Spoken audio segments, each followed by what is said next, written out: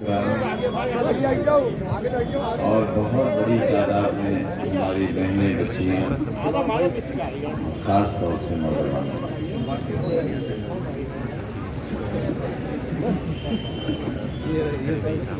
कहने को तो लोग कह देते हैं कि आने वाला वक्त जवानों का होगा, लेकिन हमारे साथ ऐसे जवान भी बैठे हैं जिनके सर के बाल सफेद हैं और दाढ़ी सफेद है, लेकिन इलेक्शन के दिन इनकी क्या हैसियत होती है, इनका क्या रुतबा होता है और इनका क्या अमल होता है, नौजवानों शायद वो तुम्हारे अंदर भी नहीं होता जो बाल वाले शख्स के अंदर होता है। यही हमारी कमाई है, यही धरोहर है हमारी। मुझे खूब याद है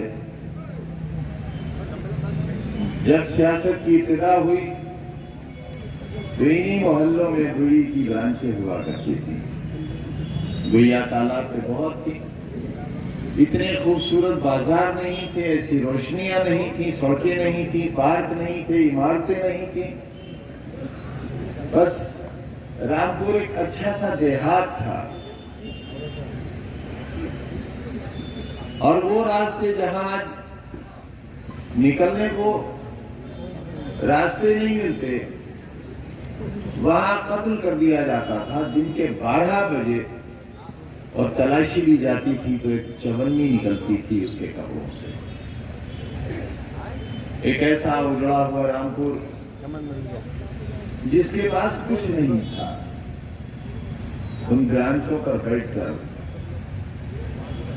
उनके झाल पर बैठकर, उनकी तंबाकू और उनके पसीने की खुशबू के दरमियान बैठकर हमने सियासत की शुरुआत की थी। यहाँ रिक्शा बहुत थी और रिक्शा इंडस्ट्री कहलाती थी यहाँ। जिसके पास कोई काम नहीं होता था वो अगर कुछ बेचकर रिक्शा खरीद सकते थे तो रिक्शा ले लेते थे, वरना किराए की रिक्शा से वो अपने घर का गुजारा करते थे। मुझे याद है अच्छी तरह, मैं एमएलए हो गया था, मिस्टरगंज पर एक पुलिस वाले ने रिक्शा वाले के पहिए में डंडा घुसेड़ दिया और उसकी ताने टूट गई और वो वहीं रोता हुआ बैठ गया। मैं मौके पर पहुंचा और मैंने कहा कि बस वक्त का इंतजार करो, जरूर वो दिन भी आएगा जब तुम्हारे आंसू रंग लाएंगे। वो हादसा मुझे याद था। और जब पिछली सरकार बनी और पहली कैबिनेट की मीटिंग हुई तो एक रस्म ये होती है कि वजीर आला पूरी कैबिनेट से पूछते हैं कि बताइए आपके पास कोई मशवरा है, क्योंकि उस दिन ऐलान करना होता है कि आने वाली हुकूमत क्या करने जा रही है। मुझे जो 2 ऐलान या 2 मशवरे अपने याद हैं, बल्कि 3 मशवरे। एक अस्पताल का पर्चा 100 रुपए हो गया था, उसके लिए मैंने कहा कि इसके पर्चे की कीमत खत्म हो जानी चाहिए। हमारी कैबिनेट के सारे इमरान मेरे इस मशवरे के खिलाफ हो गए और नौबत यहां तक आ गई कि मुझे कैबिनेट से इस्तीफा देना पड़ा। और फिर समझौता इस पर हुआ कि 1 रुपए का पर्चा किया जाए ताकि कागज और इसकी छपाई का पैसा निकल सके और आपको कामयाबी हो। एक मर्तबा जब मैनिफेस्टो तैयार होने लगा तो मुझे वजीर आला साहब का फोन आया मुलायम सिंह यादव साहब का कि मैनिफेस्टो के लिए कोई राय है? तो मैंने पूछा कि क्या छप गया मैनिफेस्टो? बोले हाँ वो छप गया। तो मैंने कहा फिर मेरी राय की क्या जरूरत है? जब मैनिफेस्टो छप गया तब आप मुझसे क्यों पूछ रहे हैं? बात मेरी वाजिब थी। मुझसे कहा अच्छा तुम राय लिखकर तो भेजो। मैंने राय लिखकर भेजी कि उर्दू को रोजी रोटी से जोड़ा जाएगा। लाखों कापियां छपी थी, वो सारी कापियां जला दी गईं और फिर इस जुमले को जोड़कर नया मैनिफेस्टो जारी हुआ और आपकी सरकार बनी। सरकार बनने के एक हफ्ते के अंदर मुझसे मुलायम सिंह जी ने पूछा कि भाई ये रोजी रोटी से जोड़ेंगे, ये तो आपके कहने से हमने लिख दिया, लेकिन इससे तुम्हारी मुराद क्या है? मैंने कहा इससे मुराद यह है कि उर्दू जानने वाला चाहे कोई हो, उसका कोई धर्म कोई जात हो, उसको सरकारी नौकरी मिलेगी और जो सरकारी नौकरी में है उसे इसकी बुनियाद पर प्रमोशन मिलेगा। मुझसे कहा कि आप इसको लागू करें। मैंने कहा कि आप मुझे लिखकर इसके लिए अधिकृत करें और ऐसा ही उन्होंने किया। और एक रात तमाम बड़े अफसरान की, जिसमें चीफ सेक्रेटरी भी थे, जावेद उस्मानी हुआ करते थे उस वक्त, वो हमारे दफ्तर में आए। तकरीबन 7-8 घंटे तक मीटिंग चली और यही तय हुआ कि ये नहीं दिया जा सकता। रात के तकरीबन 11 बजे थे। आप जानते हो कि जब गुस्सा आ जाए तो कितने ही मुकदमे कायम हो जाएं। मैंने घंटी बजाई और चपरासी से कहा दरवाजा खोलो, और जितने बैठे थे सबसे अदब से मैंने कहा now you please get out. और ये कह के मैंने पूरी फाइल में हजारों कागज थे सब दिखा गए। 15-20 मिनट सबको क्या करने में लगे। और उस वक्त एजुकेशन के प्रमुख सचिव ने मुझसे कहा इस तरह हमें 12 बजे तक जाओ। लेकिन ये उन्होंने क्यों कहा? दोस्तों, मैं कुछ बातों का हमराज बना रहा हूं आपको और उस तारीख का हिस्सेदार बना रहा हूं जो मैंने कभी नहीं कही, न कहीं जिक्र किया, न किसी को बताया, न कहीं लिखा। और शायद ये बातें मेरे साथ खत्म हो जाती। ये क्यों कहा उन्होंने? क्योंकि उनसे मैंने कहा कि आप जाइए और कल सुबह मैं इस्तीफा दे दूंगा और मैं समझता हूं कि मेरे इस्तीफे के बाद गवर्नमेंट गिर जाएगी।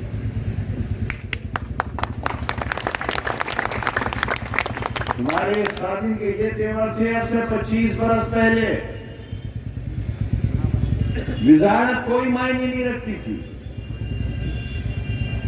ओहदा तो यह है कि दिलों पे राज करें। जो लोग MLA या MP के नाम पर राज करते हैं वो घटिया लोग होते हैं, वो संविदा के लोग होते हैं, जो चोरी से, बेईमानी से, पुलिस की दहशत से, मार पीट कर, बेइज्जत और जलील करके बहन बेटियों की नहाले पलट के और मोहल्ले के बेगैरत लोग, नमक हराम लोग अपनी ही बहन बेटियों की इज्जतों को पामाल कराते हों और इशारे करते हों। ये समाजवादी देखी जा रही है और पुलिस वाले उसके साथ नसेबा सलूक करते हों। जीत है, ऐसी जीत पर तो ठोकरों से मसल देने के कायम रहे हैं हम। ऐसी अगर इज्जत मिलती हो तो लानत ऐसी इज्जत को नहीं मिलना चाहिए। क्या हुआ? नौजवानों मुझसे रात के 12 बजे तक का वक्त लिया। मैं अपने घर चला गया, जिसे बंगला कहते हैं, लेकिन जागता रहा क्योंकि मुझे इंतजार था। गालिबन 12:05 हुए होंगे, टेलीफोन की घंटी बजती है और प्रमुख सचिव का फोन आता है कि सर हमने वो कानून तैयार कर दिया। मैं समझ गया कि वही कानून तैयार हुआ जो मैं चाहता था। मैंने कहा नहीं, आप सुन लेकर आइए। कानून तैयार हुआ, कैबिनेट से पास हुआ लेकिन एक शख्स ने मुझे इत्तला दी कि आजम भाई अब भी चूना लगा दिया आपके, अब भी खेल हो गया। कितनी मामूली सी बात से बारीक बात है। मैंने पूछा क्या हुआ? बोले इसमें एक शर्त है कि जिस क्लास में 5 बच्चे होंगे वहां उर्दू टीचर रखेगा, लिहाजा ना नौमन तेल होगा ना कबीरा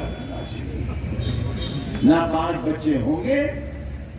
स्कूल में जो भी आएगा उससे मास्टर साहब कहेंगे कि यार तुम पहले आ रहे हो, फिलहाल दूसरे सब्जेक्ट में दाखिला ले लो, जब 4 और आ जाएंगे तो हम उर्दू टीचर रख देंगे और तुम्हें उर्दू में दाखिला दे देंगे। बात बड़ी वाजिब थी। जल्दी जल्दी शेरवानी पहनी और पहुंचा मैं सिटी के पास। मैंने कहा साहब इसमें तो खेल हो गया, क्या चाहते हो? मैंने कहा फाइल मंगाई है।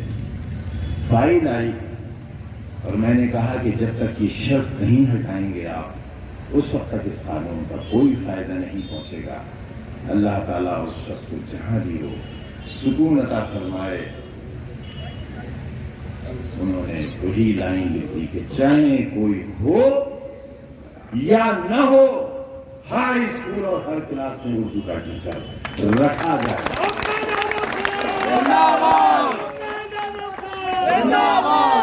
ये किसके लिए किया सर? उन लोगों के लिए जो इस जमीन पर बोझ बनकर जिंदा थे। उनके पास इल्म था, डिग्री थी, लेकिन खुशियों के हिस्सेदार नहीं थे।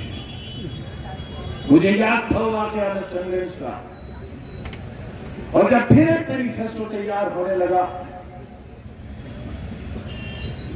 तो मैंने फिर एक बात शामिल कराई कि सरकार हर रिक्शा वाले से जिसका लाइसेंस होल्डर होगा उससे रिक्शा लेकर सरकार रिक्शा खरीद कर देगी। उससे 2 फायदे होंगे। एक तो हम लोगों की सेहत बचा पाएंगे, पॉल्यूशन रोक पाएंगे, और इंसानियत पर बोझ के आदमी को घसीट रहा है, ये कलंक समाजवादियों के माथे से हमेशा के लिए छूट जाएगा। यही शहर है, शायद ही चंद रिक्शे हो, और जब वो रिक्शा वाले मिलते हैं तो मैं पूछता हूं चाचा आपको रिक्शा क्यों नहीं मिली? तो कहते हैं मेरे पास लाइसेंस नहीं था इसलिए नहीं। ये एहसास की बात, ये एहसास उसे नहीं हो सकता जो महल में रहता हो। ये एहसास उसे नहीं हो सकता जो किला बनवाता हो।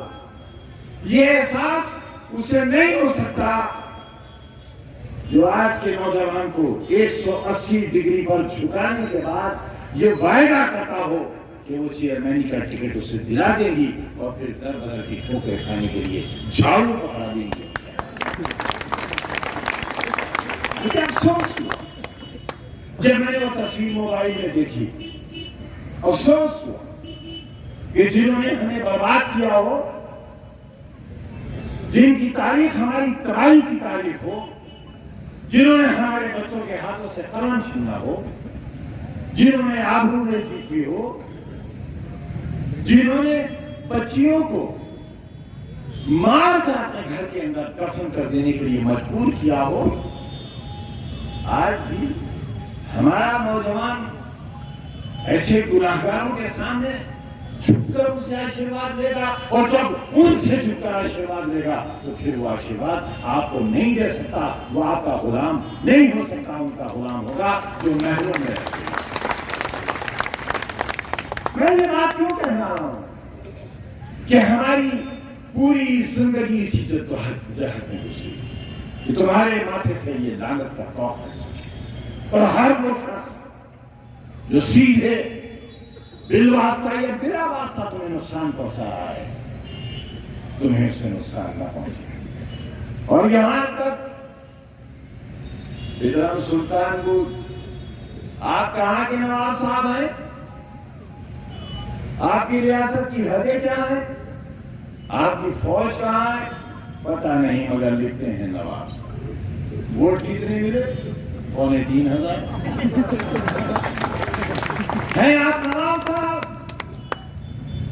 वोट में 3,500, हर चीज का सौदा कर लिया स्पार्टा की सीट के लिए, माथे की शक्ल बदल ली, लोगों ने अपने घरों के अंदर लानत के टॉप लटका लिए, मुर्तद हो गए। लेकिन मेला कुछ नहीं, मदारी की टुकड़िया भी नहीं मिली, सिर्फ खंडरिया मिली और कुछ नहीं। मैंने कहा था बहुत पहले, न साथ देंगी ये दम तोड़ती हुई शमें और नए चिराग जलाओ की रोशनी कम। नौजवानों, ये उम्मीद आप हो हमारी, हमारे गमों का तो पूछो मत, कुछ मत पूछो हमारे, बर्दाश्त नहीं कर सकोगे, सुन लोगे, जल के खाक हो जाओगे, बंद हो जाएगी तुम्हारे दिल की धड़कन अगर हमारी दफाएं बढ़ लो। हमारे मुकदमों की गिनती सुन लो, हमारे साथ होने वाले जुल्म और उन कमजोर नादारों के साथ उन 2,000 बच्चे जो तुम्हारे ही समाज के हैं, यहां न जाने कितने बाप भाई जैसे खड़े होंगे जिनकी बेटी और बेटियां रामपुर पब्लिक स्कूल में पढ़ती होंगी। समझ में आता है मोहम्मद अली जौहर यूनिवर्सिटी से तासुब, समझ में आता है क्योंकि इस शहर ने एक मौलाना मोहम्मद अली जौहर नाम का शख्स पैदा किया, जिसने राउंड टेबल कॉन्फ्रेंस में कहा अपने वतन की आजादी का परवाना लेने आया हूं आज, और अगर आज मुझे हिंदुस्तान की आजादी का परवाना नहीं मिला तो जिंदा वापस नहीं जाऊंगा, और मेरी कौम के लोगों अगर मैं मर जाऊं तो मेरी लाश गुलाम हिंदुस्तान में दफन न की जाए। मौलाना का इंतकाल हुआ और 22 मुल्कों के सरबराह मौलाना के जनाजे की आदत थे, 22। इतना बड़ा जुलूस था जनाजे का कि किसी ने उसका दूसरा छोर नहीं देखा, और लोग इस तरह मातम कर रहे थे गोया मुहर्रम का जुलूस निकल रहा। और कहां दफन है वो शख्स? उसके हाथों में बेड़ियां और पैरों में बेड़ियां पहनाकर रामपुर की जेल में रखने वालों, इबरत के लिए इसी रामपुर की जेल के दरवाजे पर वो बेड़ियां टांगी गई थी, ये दिखाने के लिए कि अगर मौलाना का यह हश्र हो सकता है तो रामपुर वालों तुम्हारी ज़बान से आजादी का लफ्ज़ नहीं निकलना चाहिए। और वही हमारे साथ हुआ, तुम्हें ये दिखाने के लिए कि अगर आजम खाका का ये हश्र हो सकता है तो तुम अपने लिए सोच लो जाओगे। तारीख ने अपने आप को दोहराया है। हम मौलाना के जर्रा बराबर भी हैसियत रखने के काबिल नहीं है, लेकिन मौलाना के उसूलों से कुछ समझौता नहीं किया है। मौलाना की जिंदगी की कुर्बानियों को आपके सामने रखा है। और याद करो वो दिन जब जौहर यूनिवर्सिटी का संगे बुनियाद नहीं बल्कि इफ्तिताह हुआ था, पूरी कैबिनेट यहाँ मौजूद थी, हिंदुस्तान भर की बड़ी बड़ी शख्सियत यहाँ मौजूद थी। राबे हसन हसनी नदवी साहब जिनका अभी चंद रोज पहले इंतकाल हुआ है, 90 के रेक्टर, निकालो उस दिन की तकरीर। मौलाना ने क्या कहा था उस दिन? उन्होंने कहा था कि मौलाना मोहम्मद अली जौहर के लिए इससे बेहतर खिराज अकीदत और क्या हो सकता है जो उनके नाम से यूनिवर्सिटी।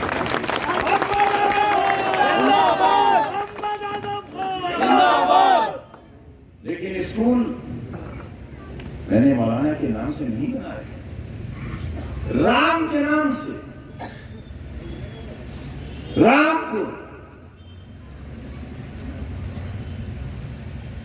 रामपुर का नाम बदला गया।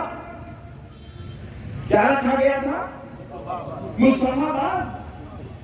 नवाब मुस्तफा अली खान ने रामपुर का नाम बदला कि नहीं, इसका नाम रामपुर नहीं होना चाहिए, हमारे नाम से होना चाहिए क्योंकि हम हाकिम हैं। तमाम लिटरेचर छप गया, सारे रजिस्टर, सारे कागजात छप गए, तमाम पत्थर लग गए, बोर्ड बदल दिए गए, रेवेन्यू का सारा निजाम बदल दिया गया। लेकिन रामपुर के मुसलमानों ने मुस्तफाबाद कहकर नहीं दिया। ऐ समाज के अंदर आग लगाने वालों, इंसान को इंसान से लड़ाने वालों, धर्म और मजहब का झगड़ा कराने वालों, हमारे इस देश की खूबसूरती देखो क्या है। यह है हमारी असली कमाई। ये हमारी धरोहर। यहाँ मुसलमान, यहाँ नकाब भी है, यहाँ दाई भी है, यहाँ साफा भी है, यहाँ माथे का तिलक भी है, बगड़ी भी है। उसी को मैंने साफा। ये है हमारी तहसील। हमने बाग नहीं लगाया, हमने गुलशन सजाया, एक ऐसा गुलदस्ता जिसमें हर रंग और हर नस्ल के फूल हैं। हमारा रामपुर, हमारा हिंदुस्तान आम का बाग नहीं है, अमरूद का बाग नहीं है, पपीते का बाग नहीं है। ये मोहब्बतों का चमन है और इसे का बाग। रामपुर के लोगों ने नौजवानों मुस्तफाबाद नहीं कह के दिया और आखिरकार उस वक्त का नवाब जो अंग्रेजी हुकूमत का कितना बड़ा मुखबिर हुआ करता था,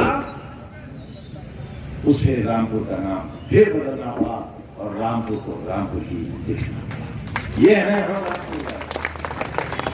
मैं यहाँ के हिंदू भाइयों से और बहनों से ये पूछता हूँ, बेटियों से पूछता हूँ, कोई एक वाकया ऐसा बताओ, कोई एक हादसा, कोई एक मिसाल ऐसी बताओ कि मेरे विजारत के और इंसाफ के कलम से मैंने किसी हिंदू, किसी सिख, किसी ईसाई के हक को काटकर किसी मुसलमान को दे दिया हो। मैं आपसे अपने अल्लाह को गवाह करके कहता हूँ, मैं कभी आपको अपनी शक्ति नहीं दिखाऊंगा। मोहम्मद आजम खान।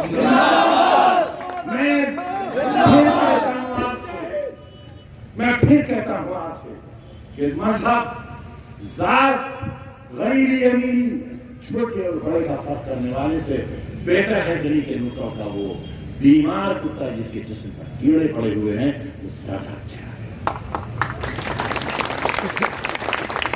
तो हमारे साथ जो सुलूक कर सकते हो करो।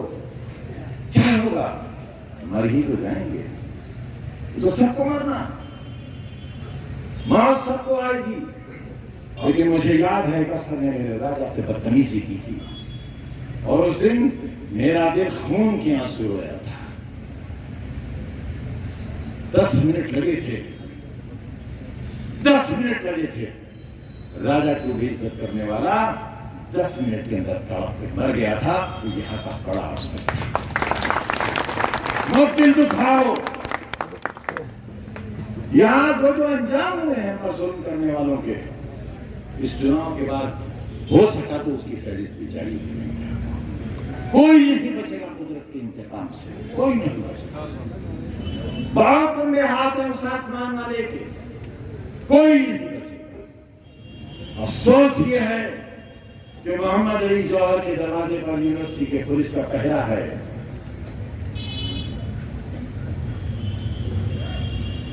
चलो समझ में आता है उसका नाम अच्छा नहीं लगा होगा, लेकिन रामपुर पब्लिक स्कूल, अरे अपने चमन की कलियों को, नर्सरी को बर्बाद कर रहे। 2000 बच्चे, 2000 बच्चों के हाथों से कलम छीन लिया गया। 2000 बच्चों के हाथों से। बेटी पढ़ाओ और बेटी बचाओ का नारा देने वालों, आओ, हमें नहीं चलाने देते, मत चलाने दो। रामपुर पब्लिक स्कूल सरकार आप चलाओ, लेकिन पढ़ाई यही होगी और फीस वही होगी।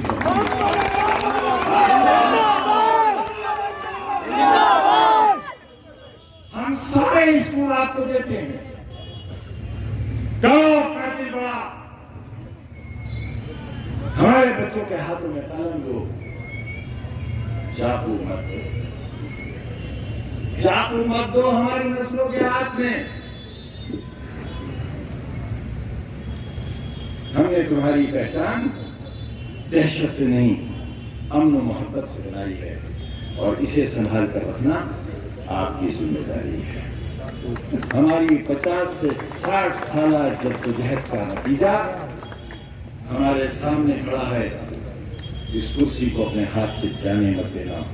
नूर महल में झुकने वालों, अफसरान के आगे झुकने वालों, थाने और कोतवाली में झुकने वालों और अपने पैसों के लिए झुकने वालों और लानत के पट्टे घरों में डालकर मुर्तद हो जाने वालों, इनके सामने अपनी आबरू का सौदा मत होने देना। अपने रिश्ते को खराब मत करो। मोहम्मद आजम खान जिंदाबाद। रिश्तों के खराब होने की बात एक लफ्ज पे खत्म करता हूँ, एक जुमले में। हमारे और तुम्हारे बीच जो रिश्ता है वह कब्र करता है। हम आपको इंशाअल्लाह जिंदगी की आखिरी सांस तक भी शर्मिंदा नहीं मोहम्मद आजम